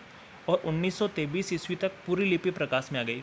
यानी ये जो लिपि है ये 1923 में पूरी तरह से प्रकाश में आ गई, किंतु ये अभी तक आपको पढ़ी नहीं जा सकी है, ये पढ़ी नहीं जा सकी है। अब मैंने ये क्यों बताया? क्योंकि आपको पता है कि जो हड़प्पाई संस्कृति है वो आपको पता है आदि ऐतिहासिक युग से संबंधित है, जिसमें आपको पता है कि लिखित रूप में प्रमाण तो मिले हैं परंतु उनको कोई पढ़ नहीं सका, है ना। यानी आपको पता है कि ये लिपि आज तक किसी की द्वारा पढ़ी नहीं जा सकी, तो ये हमें पता होना चाहिए। और उसके बाद में देखो मैं आपको एक और बात बताता हूँ, यह हड़प्पाई लिपि की बात आ रही है। हड़प्पा लिपि के बारे में और इसमें क्या क्या बातें इंपॉर्टेंट, इसमें ऐसे माना जाता है कि जो सिंधु जो लिपि है वो दाएं से बाईं ओर को लिखी जाती थी। यानी जो सिंधु लिपि है वो दाएं से बाईं ओर को लिखी जाती थी। और अपने जो भारत में है ना, यानी कि सभी भारतीय लिपियाँ बाएं से दाएं ओर लिखी जाती थी। सभी भारतीय लिपियाँ बाएं से दाईं ओर लिखी जाती थी। तो हड़प्पा जो लिपि थी वो वर्णात्मक नहीं बल्कि कौन सी थी? वो चित्रलेखात्मक थी, है ना। अगला क्वेश्चन देखते हैं, हड़प्पाई लिपि में कुल मिलाकर कितने अक्षर हैं? तो उत्तर है इस लिपि में 250 से 400 तक भाव चित्रात्मक पिक्टोग्राफ अक्षर है। और चित्र के रूप में जो भी लिखा गया है वो किसी न किसी आपको पता है कि वस्तु को या ध्वनि का क्या है या किसी अक्षर का क्या है, वो सूचक है। यानी किसी न किसी को वो प्रकट करता है। और देखो हड़प्पाई लेखन के लगभग 4000 नमूने भी मिले हैं। क्या मिले हैं? 4000 नमूने मिले हैं। तो ये भी हमारे को पता होना चाहिए कि पत्थर की मोहरें और जो अन्य जो वस्तुएं हैं उन पर आपको पता है कि जो हड़प्पा ये जो लेखन है उसमें लगभग 4000 क्या मिले हैं? नमूने मिले हैं। अगला क्वेश्चन है, हड़प्पा लिपि में किसके चिन्ह मिलते हैं? तो मछली, चिड़िया और मानवाकृति। मछली, चिड़िया और मानवाकृति। अगला क्वेश्चन है, सिंधु लिपि के कौन कौन से साक्ष्य मिले हैं? यानी जो सिंधु लिपि है ना, इसके कौन कौन से साक्ष्य मिले हैं, यानी कौन कौन से प्रमाण मिले हैं? तो उत्तर देखिए, अधिकांश आपको पता है कि ये दाएं से बाएं लिखे मिले हैं। जैसे कि फारसी लिपि आपको पता है दाएं से बाएं लिखी मिली है। और फारसी लिपि कुछ आपको पता है बाएं से दाएं लिखे मिले हैं, जैसे कि ब्राह्मी लिपि। और इसी प्रकार आपको पता है कि कुछ में ये जो सिंधु लिपि है इसमें कुछ में आपको पता है गोमुद्रिका लिपि का प्रयोग किया गया है, जैसे कालीबंगा से प्राप्त ठीकरे से ही मिला है। गोमुद्रिका जो लिपि है वो कालीबंगा से प्राप्त ठीकरे से मिला है। उसके बाद में अगला क्वेश्चन है, सिंधु लिपि कैसे लिखी जाती थी? तभी मैंने आपको बताया था कि यह दाएं से बाएं ओर को लिखी जाती थी और यह चित्रलेखात्मक थी। क्या थी ये? चित्रलेखात्मक, यानी कि आपको पता है कि चित्रों के रूप में। अगला क्वेश्चन है, बैलगाड़ी, इक्का गाड़ी कहाँ से प्राप्त हुई है? सिंधु घाटी सभ्यता में बैलगाड़ी, इक्का गाड़ी कहाँ से प्राप्त हुई है? तो इसका उत्तर हो जाएगा हड़प्पा व चूनहोदरो। हड़प्पा व चूनहोदरो से बैलगाड़ी व इक्का गाड़ी प्राप्त हुई है, यानी इसके प्रमाण या साक्ष्य इसके यहाँ से प्राप्त हुए हैं। अगला क्वेश्चन है, गार्डन चाइल्ड एवं व्हीलर के अनुसार सिंधु घाटी सभ्यता के पतन का प्रमुख कारण क्या था? तो इन्होंने बताया कि विदेशी आक्रमण और आर्यों के आक्रमण के कारण सिंधु घाटी सभ्यता नष्ट हो गई थी। पर मैं आपको बताता हूँ कि इसके बारे में विधान एकमत नहीं है, यानी आपको पता है कि इसके पतन का कोई कारण निश्चित नहीं है ना। सबने अपने अपने अलग अलग मत दिए हैं, तो ये अपने को पता होना चाहिए। अगर मान लो किसी व्यक्ति विशेष का नाम लेकर के पूछा जाए, जैसे मान लो पूछ लिया गार्डन चाइल्ड के अनुसार, तो अपन वैसे इसको बता सकते हैं कि इन्होंने विदेशी आक्रमण और आर्यों के आक्रमण से आपको पता है सिंधु घाटी सभ्यता के पतन का कारण बताया। और वैसे अगर प्रश्न आ जाए कि भाई इसके क्या कारण है, तो आपको पता है कि कोई निश्चित नहीं है, क्योंकि किसी भी जो इतिहासकार रहता है उसके जो मत है वो एकमत नहीं है, इसलिए। अगला क्वेश्चन है, ऑरेल स्टाइन के अनुसार सिंधु घाटी सभ्यता के पतन का प्रमुख कारण क्या था? तो ऑरेल स्टाइन के अनुसार सिंधु घाटी सभ्यता के पतन का प्रमुख कारण क्या था? जलवायु परिवर्तन। किसके कारण? जलवायु परिवर्तन के कारण आपको पता है कि सिंधु घाटी सभ्यता नष्ट हो गई थी। ये बात किसने कही है? ये बात कही है आपको पता है ऑरेल स्टाइन ने। अगला क्वेश्चन है, सिंधु घाटी सभ्यता के किस स्थल से आदमी की खोपड़ियों का ढेर, आभूषणों की निधियाँ स्थान स्थान पर गड़ी मिली है? तो इसका उत्तर क्या हो जाएगा? इसका उत्तर हो जाएगा मोहनजोदड़ो। मोहनजोदड़ो से। कहाँ से? मोहनजोदड़ो से। अब जैसे देखो यहाँ जलवायु परिवर्तन की बात आई ना ऊपर वाले टॉपिक में ऑरेल स्टाइन की, तो इसमें मैं आपको एक चीज़ और बताता हूँ कि एक एम.आर. साहनी है। एम.आर. साहनी ने क्या बताया कि सिंधु घाटी जो सभ्यता है वो भूतात्विक परिवर्तन के कारण नष्ट हो गई। यानी सबने अपने अपने अलग अलग मत बताए, पर सबसे महत्वपूर्ण जो कारण है वो ये माना गया है कि भाई बाढ़ के कारण ये सिंधु घाटी सभ्यता नष्ट हो गई थी, इसका पतन हो गया था। अगला क्वेश्चन है, सिंधु घाटी सभ्यता के लोगों का प्रमुख व्यवसाय क्या था? तो सिंधु घाटी सभ्यता के लोगों का प्रमुख व्यवसाय क्या था? तो ये व्यवसाय था व्यापार। अभी अपन ने पढ़ा था कि सिंधु घाटी सभ्यता या हड़प्पा सभ्यता की जो राज व्यवस्था थी वो वणिक वर्ग के हाथों में थी, क्योंकि वाणिज्य की ओर ये अधिक आकर्षित थे, इसलिए इनका मुख्य व्यवसाय हो गया व्यापार। हड़प्पाकालीन समाज किन वर्गों में बटा हुआ था? हड़प्पाकालीन समाज विद्वान, योद्धा, श्रमिक और व्यापारी में बटा हुआ था। तो हमें ये जितने भी प्रश्न बनाए ये सटीक प्रश्न है और सटीक इसका उत्तर है। इसमें एपिसोड के थ्रू मैंने आपको नहीं बताया, पर अपने को सटीक उत्तर याद करना है। प्राचीन इतिहास में अगला क्वेश्चन है, प्राचीन इतिहास में सिंधु सभ्यता के घर किससे बनाए जाते थे? तो ये बनाए जाते थे ईंटों से। सिंधु घाटी सभ्यता में जो मकान वगैरह है, घर वगैरह है, वो किससे बनाए जाते थे? ये ईंटों से बनाए जाते थे। किससे बनाए जाते थे? ईंटों से बनाए जाते थे। और इसमें आपको पता है कि ये बात अगर ईंटों की आ रही है तो एक चीज़ और मैं बताता हूँ कि इसमें जो मकान जो होते थे वो 2 मंजिले होते थे, यानी भवन जो है वो 2 मंजिल भी होते थे। और घरों में कई कमरे, रसोइयाँ, स्नानघर है ना, बीच में आंगन हुआ करता था। सड़कें एक दूसरे को क्या करती थी? समकोण पर काटती थी। अगला क्वेश्चन है, हड़प्पावासी लोग किस वस्तु के उत्पादन में सर्वप्रथम थे? तो हड़प्पावासी लोग आपको पता है कि कपास के उत्पादन में सर्वप्रथम थे। अगला क्वेश्चन है, हड़प्पा काल की मुद्राओं के निर्माण में मुख्य रूप से, हड़प्पा काल की मुद्राओं में मुख्य रूप से किसका उपयोग किया जाता था? तो किसका उपयोग करते थे? टेराकोटा। अब टेराकोटा किसे कहते हैं? जो आग में पकी हुई जो मिट्टी होती है, आग में पकी हुई मिट्टी जो होती है उसी को क्या कहते हैं? उसी को टेराकोटा के नाम से जाना जाता है। आग में पकी हुई मिट्टी को क्या कहते हैं? टेराकोटा। देखिए उसके बाद में जो यहाँ बात आ रही है कि हड़प्पा काल की जो मुद्राएं हैं उनके निर्माण में मुख्य रूप से आपको पता है कि ये टेराकोटा उपयोग में लिया जाता था। और उसके बाद में देखते हैं, देखो अगले क्वेश्चन में है कि सिंधु जो सभ्यता है यानी सिंधु घाटी जो सभ्यता है उसका सर्वाधिक उपयुक्त नाम क्या था? तो सिंधु घाटी सभ्यता का सर्वाधिक उपयुक्त नाम क्या है? हड़प्पा सभ्यता। क्या हो जाएगा? हड़प्पा सभ्यता। ये अपने को पता होना चाहिए। अगला क्वेश्चन देखते हैं, देखो इसमें हड़प्पा सभ्यता के लोगों की सामाजिक पद्धति किस पर आधारित थी? हड़प्पा सभ्यता के लोगों की सामाजिक पद्धति किस पर आधारित थी? तो इसका उत्तर हो जाएगा उचित समतावादी। अगला क्वेश्चन है, स्वतंत्रता से पूर्व भारत में सबसे अधिक संख्या में हड़प्पा युगीन स्थलों की खोज किस प्रांत से हुई है? यानी आपको पता है कि जब हमारा भारत देश आज़ाद हुआ था, आज़ादी से भी पहले आपको पता है कि भारत में सबसे अधिक संख्या में हड़प्पा युगीन, है ना, यानी आपको पता है हड़प्पा युगीन सिंधु घाटी सभ्यता के स्थलों की आपको पता है खोज हुई थी सबसे ज़्यादा। तो वो कहाँ हुई है?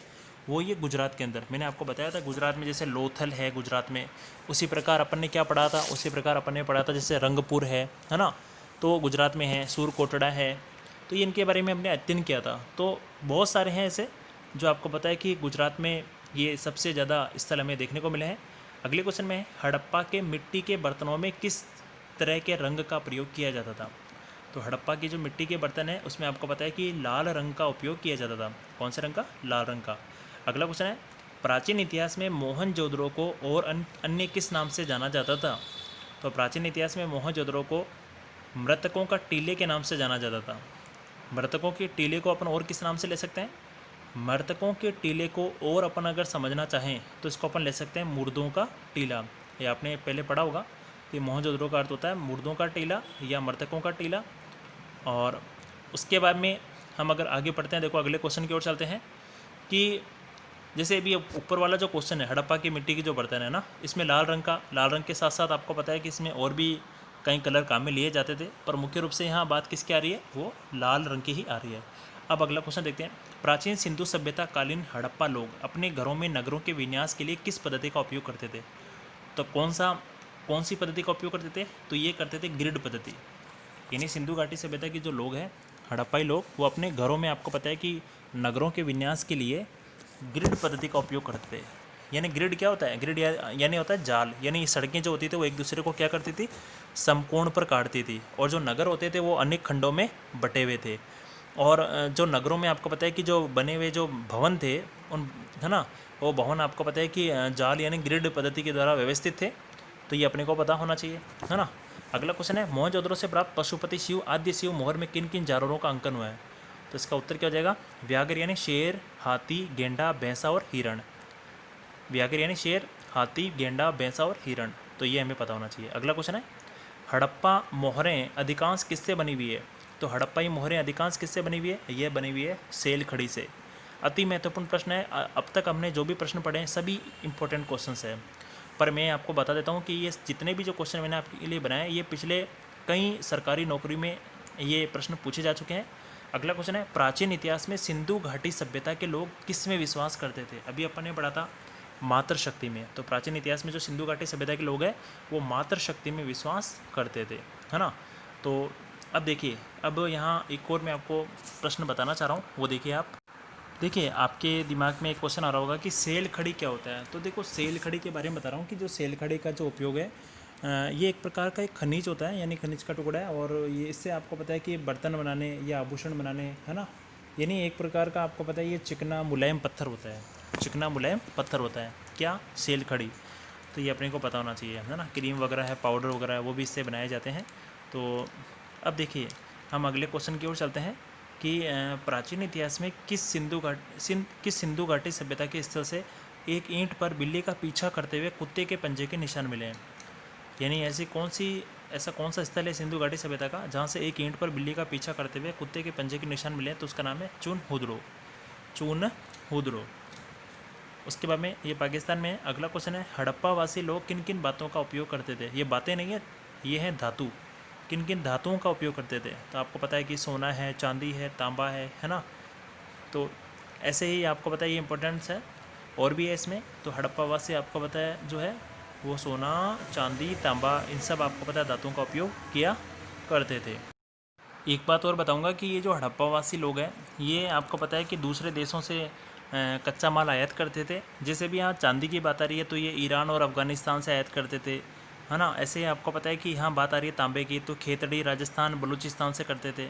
सोने का आयात कहाँ से करते थे? अफ़गानिस्तान और ये फ़ारस, है ना, और दक्षिण भारत में कर्नाटक वगैरह है, यहाँ से आयात किया करते थे। और अभी बात आ रही थी सेल खड़ी की, तो सेल खड़ी का बताता हूँ कि सेल खड़ी बलूचिस्तान से, राजस्थान और गुजरात से आपको पता है कि सेल खड़ी का आयात किया करते थे। ये सब आपको पता होना चाहिए, इंपॉर्टेंट है ये। और अगले क्वेश्चन में, प्राचीन सिंधु घाटी सभ्यता का काल कब से कब तक माना जाता है? तो उत्तर है इसका 2500 ईसा पूर्व से 1500 ईसा पूर्व तक। अगले क्वेश्चन में चलते हैं, प्राचीन सिंधु घाटी सभ्यता को क्या कहा जाता है? तो प्राचीन सिंधु घाटी सभ्यता को क्या कहते हैं? नगरीय सभ्यता। अगला क्वेश्चन है, प्राचीन सिंधु घाटी सभ्यता किन नदियों के किनारे विकसित हुई है? तो प्रश्न बन रहा है कि प्राचीन सिंधु घाटी जो सभ्यता है वो किन नदियों के किनारे विकसित हुई थी? तो आ जाएगा उत्तर है सिंधु है उसकी सहायक नदियों के किनारे।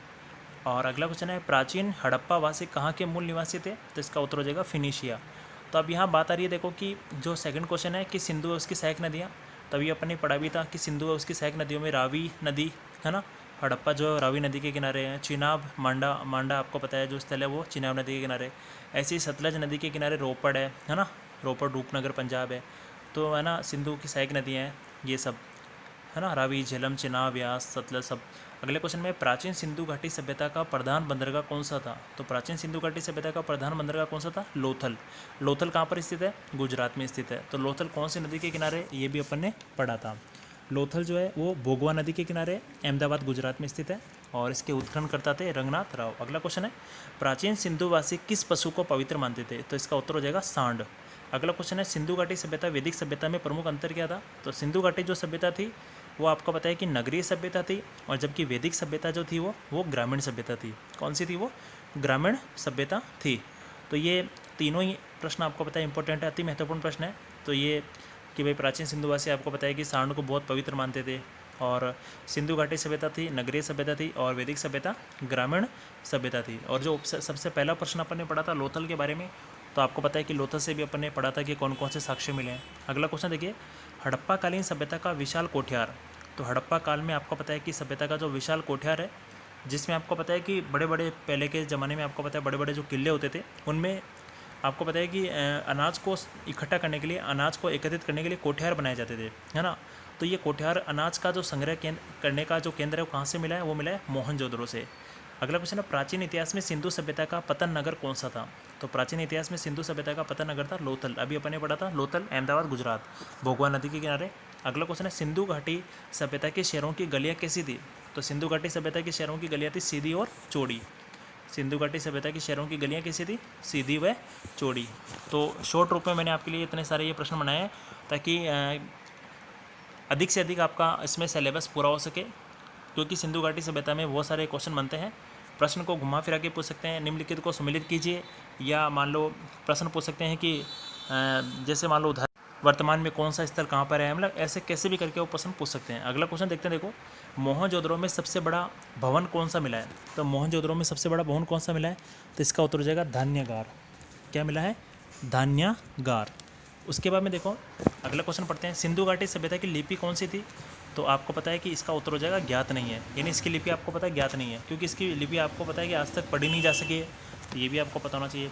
अभी अपन ने पहले ही पढ़ा था। अगला क्वेश्चन है, सिंधु किस सभ्यता के लोग देवी माता की पूजा करते थे? तो इसका उत्तर हो जाएगा सिंधु घाटी सभ्यता।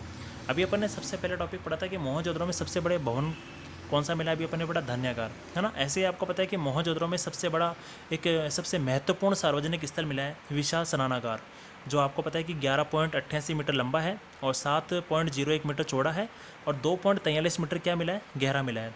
और इसमें आपको पता है कि उतरने के लिए क्या बनी हुई है? उत्तर तथा दक्षिण की ओर सीढ़ियाँ बनी हुई है, और जो स्नानघर है ना, उसका जो फर्श है वो पक्की ईंटों का बना हुआ है, और इसके मध्य में आपको पता है स्नान कुंड स्थित था। अगला क्वेश्चन देखते हैं, लोथल नामक स्थान पर किस सभ्यता का जहाजी मालगाड़ था? उत्तर हो जाएगा सिंधु घाटी सभ्यता। अगला क्वेश्चन है, मोहनजोदड़ो में सबसे बड़ी इमारत कौन सी है? तो इसका उत्तर नाम आ जाएगा ग्रेट ग्रेनरी। ग्रेट ग्रेनरी, ठीक है ना। तो ये अपने को पता होना चाहिए, ये मैंने इसके बारे में मैंने अभी आपको बता दिया था। और इसमें और भी ऐसे कई छोटे छोटे इंपॉर्टेंट क्वेश्चन बनते हैं। देखो हम आगे बढ़ते हैं इसके अंदर कि ये भी जिसमें मैंने आपको बताया ना लोथल जहाजी मालगाड़, तो आपको पता है कि लोथल गुजरात का एक प्रसिद्ध बंदरगाह है, और उसमें आपको पता होना चाहिए कि यहाँ जहाज़ों से विदेशों से व्यापार किया जाता था, माल को लाना ले जाना, यात्रियों को लाना ले जाना, है ना।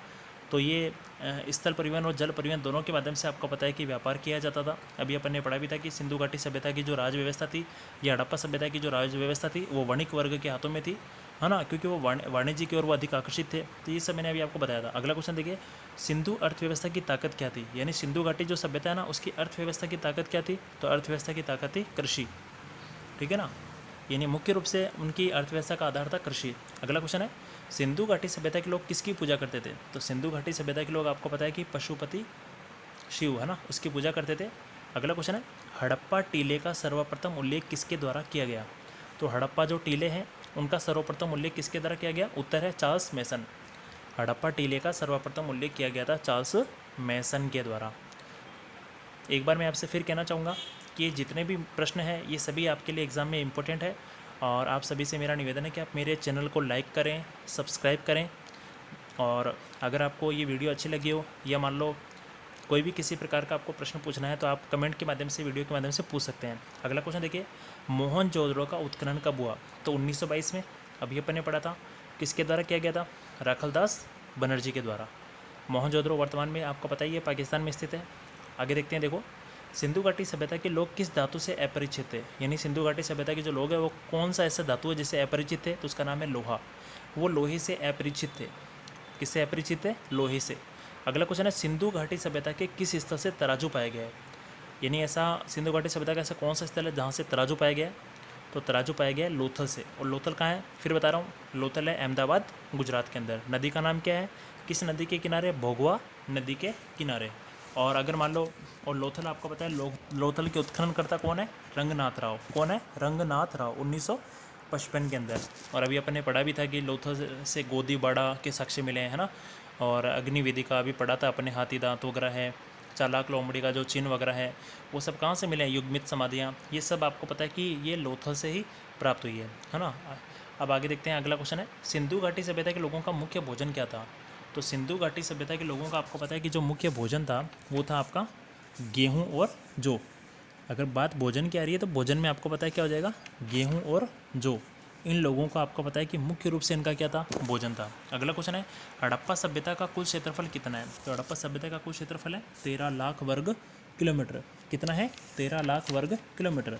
पर अब 13 लाख, अभी मान लो अगर वर्तमान में पूछ रहे तो कितना बताना है, 16 लाख वर्ग किलोमीटर, क्योंकि सिंधु घाटी सभ्यता के कई और भी स्थल है जिनके आपको पता है कि वर्तमान में उनकी खोज जारी है ना, नए नए आपको पता है कि उनके स्थल प्राप्त हो रहे हैं, इसलिए इसके क्षेत्रफल में क्या हो गया है, इसके क्षेत्रफल में विस्तार हो गया है। अब देखिए हम अगले प्रश्न की ओर पढ़ेंगे। देखिए इस अगले प्रश्न को पढ़ें उससे पहले एक बात और मैं आपको बता रहा हूँ। जैसे अपन ने पहला प्रश्न पढ़ा था कि जैसे सिंधु घाटी सभ्यता के जो लोग हैं वो गेहूँ और जौ इनका मुख्य भोजन था, इसके साथ आपको पता है ये भी पता होना चाहिए कि ये लोग गेहूँ जौ के अलावा राई है, मटर है, सरसों है ना, तो है ना अपन ने पढ़ा भी था कि ये जो तेल के लिए आपको पता है सरसों में तिल उगाया करते थे, है ना, तो ये भी अपने को पता होना चाहिए। और कपास के बारे में मैंने आपको बताया था कि सबसे पहले कपास पैदा करने का जो श्रेय वो सिंधु सभ्यता के लोगों को जाता है। अगला क्वेश्चन है सिंधु घाटी सभ्यता का स्थल कालीबंगा कहाँ स्थित है, वापस रिपीट हुआ है, तो इसका उत्तर हो जाएगा हनुमानगढ़ राजस्थान। और अगला क्वेश्चन है सिंधु घाटी सभ्यता में कितने नगर थे, तो ये अपन ने पढ़ा था 6, है ना, तो पता होना चाहिए।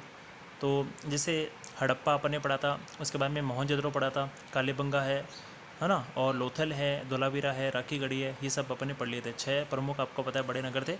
और इसके अलावा जो यहाँ कालीबंगा की बात आई है, इसके बारे में मैं और आपको और बता देता हूँ। अभी अपन ने पहले पढ़ लिया था कालीबंगा में। कालीबंगा की खोज किसने की थी, अमलानंद घोष ने। अमलानंद घोष के द्वारा आपको पता है कालीबंगा की खोज उत्खनन किया गया था। अगला क्वेश्चन है सिंधु घाटी में कितनी राजधानियाँ थी, उत्तर हो जाएगा इसका 2। सिंधु घाटी में आपको पता है 2 राजधानियाँ थी। और उसके बाद में अगला क्वेश्चन है हड़प्पा सभ्यता किस युग की थी, उत्तर है कांस्य युगीन। हड़प्पा सभ्यता आपको पता है किस युग की थी, ये कांस्य युगीन सभ्यता थी। अगला क्वेश्चन है हड़प्पा सभ्यता के निवासी शहरी सभ्यता के थे। इसमें डायरेक्टली उत्तर बना हुआ है, पूछ सकते हैं कि हड़प्पा सभ्यता के जो निवासी है वो किस सभ्यता से संबंधित थे, शहरी थे या ग्रामीण थे, है ना, या असभ्य थे। तो ऐसे एपिसोड के थ्रू कैसा भी प्रश्न पूछ सकते हैं, तो हमारे को बताना है शहरी सभ्यता से संबंधित थे। किससे थे, शहरी सभ्यता से संबंधित थे। और उसके बाद में हड़प्पा जो सभ्यता है उसके बारे में अभी ये जो कांस्य युगीन की बात आ रही है, तो ये कांस्य युगीन सभ्यता थी। कौन सी सभ्यता, हड़प्पा सभ्यता कांस्य युगीन सभ्यता थी। और उसके बाद में अगले क्वेश्चन की ओर चलते हैं। हड़प्पा के निवासी किस खेल में रुचि रखते थे, यानी हड़प्पा जो सभ्यता है, सिंधु घाटी जो सभ्यता के जो लोग थे वो किस खेल में रुचि रखते थे, वो रखते थे शतरंज में, पासा। अगला क्वेश्चन है पैमाने की खोज ने यह सिद्ध कर दिया कि सिंधु घाटी सभ्यता के लोग माप नहीं है, ये माप है, माप और तोल से परिचित थे। यह खोज कहाँ से प्राप्त हुई है, तो यह प्राप्त हुई है लोथल गुजरात से। बिल्कुल सही बात है कि जो पैमाने की खोज है, माप तोल है ना, तो सिंधु घाटी सभ्यता में जो माप तोल है वो आपको पता है कि इसके साक्ष्य कहाँ से मिले हैं, ये सब मिले हैं लोथल गुजरात से। और लोथल कौन से नदी के किनारे हैं, भोगवा नदी के किनारे हैं। और लोथल गुजरात आपको पता है कि अभी अपन ने पढ़ा था कि ये गोदीबाड़ा है, और इसके जो उत्खनन करता है वो कौन थे, इसके उत्खनन करता है रंगनाथ राव, ठीक है ना। तो बार बार देखो प्रश्न भी अलग आए हैं और उत्तर एक ही जगह से आपको पता है कई प्रकार के साक्ष्य और प्रमाण मिले हैं, इसलिए आपको पता है इनके कई बहुत सारे प्रश्न बन रहे हैं, पर याद करने के लिए बार बार इसका रिपीटेशन भी हो रहा है, तो आपके अच्छे से इसकी तैयारी भी हो रही है। अगला क्वेश्चन देखिए, सिंधु सभ्यता की मुद्रा में, यानी सिंधु घाटी सभ्यता की जो मुद्रा है उसमें किस देवता के समतुल्य चित्रांकन मिलता है, तो इसका उत्तर हो जाएगा शिव। तो सिंधु घाटी सभ्यता की मुद्रा में आपको बताना चाहिए कि ऐसे कौन से देवता है जिसका समतुल्य चित्रांकन मिला, उसका नाम है शिव। अगला क्वेश्चन है किस पशु के अवशेष सिंधु घाटी सभ्यता में प्राप्त नहीं हुए हैं, यानी ऐसा कौन सा पशु है जिसके अवशेष सिंधु घाटी सभ्यता से प्राप्त नहीं हुए हैं, तो इसका उत्तर क्या हो जाएगा, इसका उत्तर हो जाएगा आपका शेर। यानी ऐसे भी प्रश्न, जैसे ये जो प्रश्न है ना, इसमें ऐसे प्रश्न हो सकता है कि किस पशु के अवशेष सिंधु घाटी सभ्यता में प्राप्त नहीं हुए। मान लो इसमें दे दिया, उत्तर दे दिया आपको गाय है ना, भैंस है, बकरी है, और एक दे दिया शेर, तो इसमें आपको क्या बताना, उत्तर हो जाएगा इसका शेर हो जाएगा। अगला क्वेश्चन है सिंधु घाटी सभ्यता का सबसे बड़ा स्थल कौन सा है, तो सबसे बड़ा स्थल कौन सा है, वापस रिपीट हुआ है, मोहनजोदड़ो। मोहनजोदड़ो के साथ आपको पता है कि राखीगढ़ी और धोलावीरा भी आपको पता है बड़े स्थलों में से एक है। अगला क्वेश्चन है सिंधु घाटी सभ्यता का सबसे छोटा स्थल कौन सा है, तो सबसे छोटा स्थल कौन सा है, अल्लाहदीनो। अल्लाहदीनो आपको पता है सिंधु घाटी सभ्यता का सबसे छोटा स्थल माना गया है। और उसके बाद में हम अगले क्वेश्चन की ओर चलते हैं। और देखो इससे पहले मैं आपको एक चीज़ और बताता हूँ कि ये जो मोहनजोदड़ो है ये बार बार रिपीट हो रहा है, यानी ये इंपॉर्टेंट टॉपिक्स है। मोहनजोदड़ो, मुर्दों का टीला है ना, मृतकों का टीला, राखलदास बनर्जी इसके उत्खनन करता है। अगला क्वेश्चन है, सिंधु घाटी सभ्यता के लोग विश्वास करते थे किसमें? सिंधु घाटी सभ्यता के लोग मातृशक्ति में विश्वास करते थे। अगला क्वेश्चन है, हड़प्पा संस्कृति इस समय के किस देश पर काबिज नहीं थी? यानी ये हड़प्पा जो संस्कृति है वो इस समय के किस देश पर काबिज नहीं थी? तो इसका उत्तर हो जाएगा ईरान। अगला क्वेश्चन है, मोहनजोदड़ो से मिली सड़कों की चौड़ाई क्या है? चौड़ाई कितनी है? मोहनजोदड़ो से में मिली सड़कों की चौड़ाई कितनी है? तो वह है 10.5 मीटर। कितनी मानी गई है? 10.5 मीटर। तो ये मोहनजोदड़ो में आपको पता है कि जो सड़कें मिली है उसकी चौड़ाई है। और उसके बाद में हम अगले क्वेश्चन की ओर चलते हैं। देखिए इसमें आगे क्या है। देखिए अगला क्वेश्चन है, हड़प्पा सिंधु घाटी सभ्यता में सबसे पवित्र पशु कौन था? यानी सबसे पवित्र पशु किसको माना जाता था? तो इसका उत्तर हो जाएगा कुबड़ वाला बैल, सांड। कुबड़ वाला बैल है ना, यानी सांड, तथा श्रृंग युक्त पशु। अगला क्वेश्चन है, हड़प्पा और मोहनजोदड़ो की खुदाई सर्वप्रथम किसकी अगुवाई में हुई थी? अच्छा क्वेश्चन है, हड़प्पा और मोहनजोदड़ो की जो खुदाई है वो सर्वप्रथम किसकी अगुवाई में हुई थी? तो ये हुई थी सर जॉन मार्शल। सन जॉन मार्शल के निर्देशन में आपको पता है कि मतलब अगुवाई में आपको पता है हड़प्पा और मोहनजोदड़ो की क्या हुई थी? खुदाई हुई थी। उसके बाद में अगला क्वेश्चन पढ़ते हैं। देखो हड़प्पा वासियों ने सर्वप्रथम किस धातु का उपयोग करना प्रारंभ किया? तो इसका उत्तर क्या हो जाएगा? तांबा। हड़प्पा वासियों ने सर्वप्रथम आपको पता है कि तांबे जैसे धातु का उपयोग करना प्रारंभ किया था। अगला क्वेश्चन है, ये अपने बार बार ये क्वेश्चन देखो अच्छे से रिपीट हुआ है कि कालीबंगा का अर्थ क्या है? काले रंग की चूड़ियाँ। काले रंग की चूड़ियों का मतलब है कालीबंगा से। और कालीबंगा वर्तमान में कहाँ स्थित है? अभी अपने पढ़ा था कि संप्रति कालीबंगा वर्तमान में हनुमानगढ़ राजस्थान में कालीबंगा स्थित है। जुते हुए खेत के साक्ष्य, भूकंप के साक्ष्य, ये सब कहाँ से प्राप्त हुए? ये सब कालीबंगा से ही प्राप्त हुए हैं। तो हमने ये पढ़ लिया था। और इससे पहले अब देखो ये जो हड़प्पा की बात आ रही है, हड़प्पा वासी, तो हड़प्पा वासियों ने सर्वप्रथम किस धातु का प्रयोग किया था? तो सबसे पहले आपको पता है कि इन्होंने तांबे जैसे धातु का प्रयोग किया था। उसके बाद में देखो अगले क्वेश्चन की ओर पढ़ते हैं हम कि देखिए हड़प्पा सभ्यता के किस नगर को सिंध का बाग कहा जाता था? तो हड़प्पा सभ्यता का ऐसा कौन सा नगर था जिसको सिंध का बाग कहा जाता था? तो इसका उत्तर क्या हो जाएगा? मोहनजोदड़ो।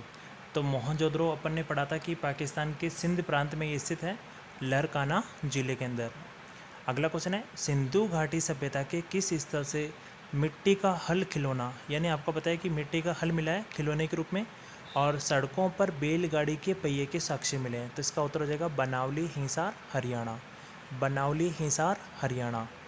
तो बनावली के बारे में हमने पढ़ा था कि बनावली की खोज किसने की थी? तो ये की थी रविंदर सिंह बिष्ट के द्वारा 1973 के अंदर। और ये बनावली के बारे में मैंने आपको बताया था कि ये कौन सी नदी के किनारे स्थित है? तो ये आपको पता है कि सरस्वती नदी के किनारे स्थित है। और यहीं से आपको पता है कि ये मिट्टी का हल मिला है खिलौने के रूप में, और सड़कों पर बैलगाड़ी के पहिए के क्या मिले हैं? साक्ष्य मिले हैं। और यहाँ से आपको पता है कि जो होता है ना, जैसे गेहूँ जो होता है, तो वैसे यहाँ से जौ के साक्ष्य भी यहाँ से प्राप्त हुए हैं। और अगले क्वेश्चन में देखते हैं कि सिंधु घाटी सभ्यता के किस स्थल से तांबे की कुल्हाड़ी व मानव के साथ कुत्ते दफनाने का साक्ष्य मिला है? वापस देखो, इसका उत्तर हो जाएगा रोपड़, रूपनगर, पंजाब। और इसके बारे में अपन ने पढ़ा था। और इसके उत्खननकर्ता कौन थे? यज्ञदत्त शर्मा। और 1955 में आपको पता है कि ये 1955 की बात है। और जो इसकी ये आपको पता है सतलज नदी के किनारे स्थित है।